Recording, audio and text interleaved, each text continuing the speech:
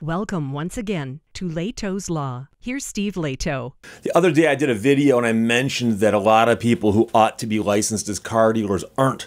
That is, people buy and sell cars and they sell too many for their state, but they don't get caught, so they just keep doing it. And those people are often referred to as curbstoners. So I had somebody ask me in the comments, they said, well, Steve, how many cars are you allowed to sell legally before you've got to be licensed, like, for example, in Michigan? Now, this will vary wildly from state to state, but I suspect that most states have got rules similar to these. So I'm going to give you the rules as they are in Michigan. I'm going to tell you right now, I'm getting this off a website from the Michigan Secretary of State's office, which is our DMV. And they have a handy-dandy page, and it's been up here for a few years because I've seen it many times. And the title is actually, Who Needs a Dealer License? And so we're going to get to this. Number one, who needs it, and also how it is you get one. And I mentioned before that these people who sell more than 5 cars, for instance, or 5 or more cars in Michigan ought to be licensed, but they're not, and they don't often get caught. I've never actually heard of anyone being prosecuted for not having a dealer license. I'm sure it happens from time to time, but I've just never heard of it. But the point is, it's not just that you just go apply for a license like you do for anything else, you know, like to go stargazing at night while on an ATV underwater in New York. We're talking about, you know, selling cars, and it turns out that the licenses, it's not that they're difficult to get, because I actually know some people who've gotten them, but it requires some work, and it's daunting to some people. So who needs a dealer license? Well, first of all, a dealer's license will be required if a person conducts the buying, selling, brokering, leasing, negotiating lease, or dealing in 5 or more vehicles in a 12-month period. So notice that those 12 months don't have to be the same calendar year. It's a 12-month period. So a dealer's license required if you buy, sell, broker, lease, negotiate a lease, or deal in 5 or more vehicles. And that "or deal in" should scare you, because that's a very, very broad catch-all. So, you know, if you are helping somebody sell cars, you know, and they're not licensed and you're not licensed either, when you start pointing the fingers at each other going, well, he's the one who actually, you might be dealing, so be careful. The law states that if you are in the business of buying, selling, brokering, or otherwise dealing in vehicles, you need a dealer license. In the law, vehicle means any vehicle required to be titled, motor vehicles, trailer coaches, and trailers weighing over 2,500 pounds. So what type of dealer license do I need? And I've mentioned before that there's several obvious ones. So you want to sell brand new vehicles, which probably you're not going to want to do unless you actually have the wherewithal to hook up with a major manufacturer, except for Tesla, and get a new vehicle dealer license. That's called a Class A license, or an A license. So you often hear of an A dealer or an A license that's referring to somebody who sells new cars. A B dealer, in Michigan at least, is a used vehicle dealer. It's a licensed used vehicle dealer, buys and sells used vehicles. So that's the B license. Okay, now just so you know, there's a bunch of other licenses, but most of these don't impact the average person. Class C is a used vehicle parts dealer. A licensed used vehicle parts dealer buys or otherwise acquires late model major component parts for resale. And yes, they do actually define late model major component parts and major component parts by themselves. Don't worry about that. But basically what they're getting at is if you have a job, if you have a business where you buy wrecks and dismantle them and sell the parts. Now, someone's bound to ask and say, Steve, when we talk about 5 or more cars, are we talking about complete cars, parts of cars, the majority of a car? I don't know. That particular question is not answered here. And Class D is a broker. A broker. A licensed broker is a dealer who, for compensation, brings a buyer and seller together, negotiates the terms of a transaction, or displays a vehicle offered for sale. And this is one that's becoming more common these days. I've seen quite a few of these lately where, especially in the classic car realm, if you want to buy a classic car and you do a search on the internet, you can find these dealers that have popped up around the nation that specialize in brokering cars for people. And so what happens is they'll have a fixed location, they'll have this license, and what they'll say is, if you've got a car that you want to sell, we'll take care of it for you. You bring us the car, they photograph it, they put it up on the internet, they advertise it. When they find a buyer, they bring the buyer and the seller together. The interesting thing about being a broker is the broker does not acquire title to the vehicle. The vehicle passes from the seller to the buyer, and the broker might do the paperwork, the broker might handle the entire transaction, but technically speaking, the broker does not appear in the chain of title. So it goes from the seller to the buyer. Whereas if I'm a used car dealer and I bring it in, I might not appear in the chain of title, but there is a time period where I do own the vehicle, the actual ownership of the vehicle. So that's the Class D license, which is the broker's license. Now, here's the tricky part. When I mentioned earlier, and I said a lot of people don't want to become licensed dealers because it involves hoops that ye must jump through, ye being the legal term for you.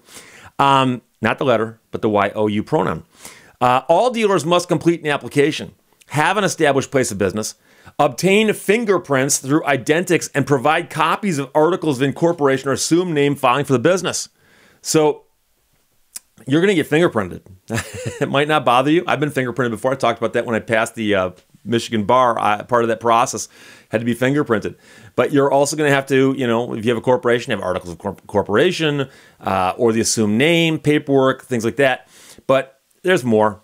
New and used vehicle dealers must also have Michigan no-fault fleet-type insurance, either their own registered repair facility or an agreement with a registered repair facility, and at least 2 dealer plates. New vehicle dealers must have a franchise agreement with a manufacturer. So when I mentioned earlier, if you want to become an A dealer, you need to have a franchise agreement with a manufacturer. Otherwise, you can't say, I'm going to become an A dealer, because how are you going to sell new cars if you can't get a manufacturer to provide them to you? But you also have to have insurance on the vehicles that are in your fleet, which is basically your inventory. And we've all seen this before, where you go to a dealership, you want to test drive a car, they slap a dealer plate and you drive it. That car better have insurance on it. And the insurance comes from the dealer. And the plate they slap on it, of course, is the dealer plate. So again, those are all requirements, but also you may have caught that they must either have their own registered repair facility or an agreement with a registered repair facility. And this applies to used car dealers too. So if there's a used car lot that you're going to buy a car from, they either have to have the facilities there to do auto repairs or have an agreement with somebody who does. And you might say, Steve, why?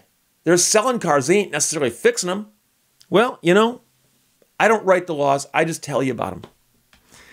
Zoning and municipal approval. An applicant for a dealer license, with the exception of a foreign salvage vehicle dealer Class H license, which I did not talk about, must provide written verification from the appropriate municipal and zoning authority that the applicant's established place of business meets applicable municipal and zoning requirements. Municipal and zoning approval forms will be included with the dealer license application and must be completed by the appropriate municipal and zoning authority. Self-certification by the applicant will not be permitted. So they're going to say, do you have a place to put your dealer, and has it been approved for zoning? State of Michigan doesn't want to be handing out licenses to people who can't actually go and open the business up. So you got to have that approval. They're going to give you the forms, say, take these forms and have them signed by the appropriate people to prove that you've got the authority to do what you want to do with respect to zoning. You must have an established place of business. An established place of business is a place where the dealer keeps his books and records and conducts business. All applicants for a new or used vehicle dealer's license must certify that the business location meets the expanded established place of business requirements required by this statute. For specific information on established place of business and other dealer requirements, you may contact the Bureau of Driver and Vehicle Programs at the state of Michigan, or check the Secretary of State website by clicking on automotive-related businesses at michigan.gov/SOS. One thing I've mentioned before is that dealerships are required to keep a thing called a police book in Michigan. I'm not sure they call it in other states. They may call it that in others. I don't know. And a police book is an inventory book that shows what cars are on the lot, when they were acquired. If a car gets sold, it's got to be, checked out of the police book. And just so you know, because I've had people say, Steve, that's kind of weird. One of the things that the state is very careful about is they want to make sure that when a car gets sold and sales tax are charged, that the sales tax is passed along to the state forthwith. They want their money. So a person from the Michigan Secretary of State's office can walk onto a dealership lot and say, show me your police book. And that police book better be current, meaning that if a car got sold yesterday, it better say so in the police book. And so what they often will do is they'll look at the police book and say, oh, okay, according to the police book, you've got 37 cars in your inventory. They'll walk the lot and see if they've got 37 cars there. If they've got 35, there's a problem. If they've got 39, there's also a problem. Because why aren't the cars that you have in the police book? And the police book, let's face it, is there to make sure that the state captures their taxes. But it's also a way for them to keep track of vehicles. Because, as you might imagine, if someone takes a vehicle and trades it in, okay, the paperwork might not catch up with it immediately. And so the ownership of that car, the dealership owns it now, but they're not going to apply for a title in their name yet, because they don't do that. What's going to happen is they're going to skip the title, but they're allowed to do that, into the person who buys the car. So the idea that the state has paperwork to show who owns any given vehicle in the state of Michigan, there's always this weird gap if a vehicle passes through a used car lot where it's not on the books someplace. The last titled owner is the person who traded it in. They don't have the car anymore. So the police book, actually, in a roundabout way, is what shows where that vehicle legally is with respect to ownership at that point in time. So the police book is something you're going to be required to keep also if you're going to be using a dealer license here in the state of Michigan. A surety bond. This is what's going to screw up a lot of people. Applicants for a new vehicle dealer, used vehicle dealer, or broker's license must obtain a surety bond. A surety bond is like an insurance policy. It can be obtained from insurance companies or bonding companies. It must be a continuous bond for the amount of $10,000. So what that means is you are bonded if you are selling cars in Michigan legally. And that means that if somebody comes after you and you decide to yank the plug in the operation and run away, there's still a $10,000 bond they can go after. The problem, of course, is $10,000 has been the amount they've had for decades, I believe, and it should go up with inflation, but it hasn't. But generally speaking, I've had people say, Steve, we're suing this dealership. They went out of business. That bond is still there. And I have actually successfully sued dealerships that went belly up and got my money for my clients from the bond.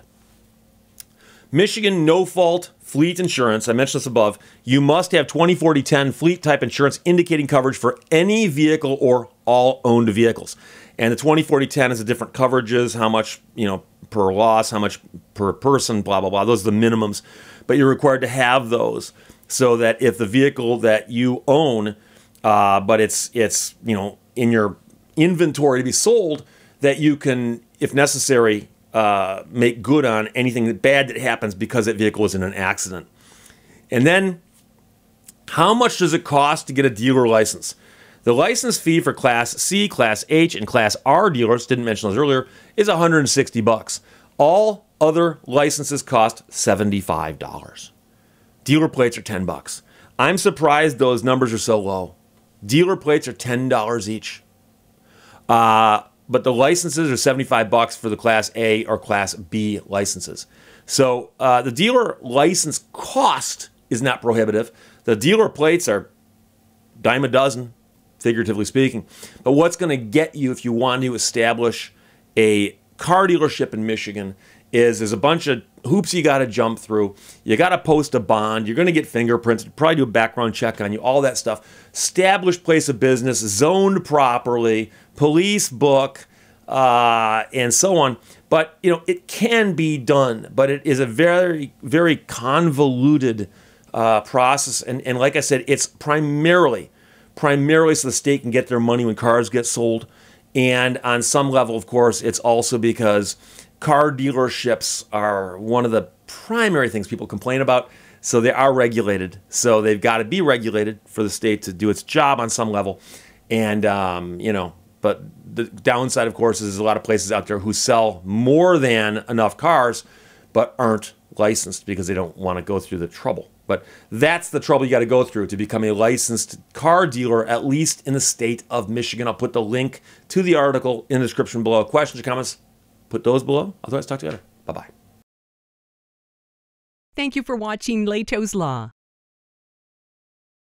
In the desert, you can remember your name, 'cause there ain't no one for to give you no pain.